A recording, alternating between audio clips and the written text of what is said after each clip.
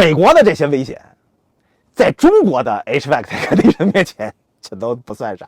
之前我有看过那个视频，中国不是塔楼吗？30多层的大塔楼，然后所有的 condenser 全部都挂在外墙外边，全挂在外墙外边。修空调的人要去检查那个 condenser， 就像攀岩一样，拿那个身上都是锁扣，都是那种攀岩绳，乱七八糟的，他爬不过去啊，他是把自己坠在那个墙外边，揉过去的，揉过去的。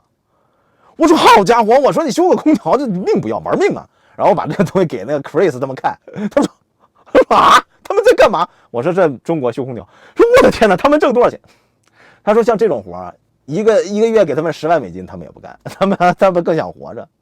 中国就是要干这种活，只给50人民币的高空费。哎，所以我觉得，哎，这个反正就是命不值钱啊，人命不值钱。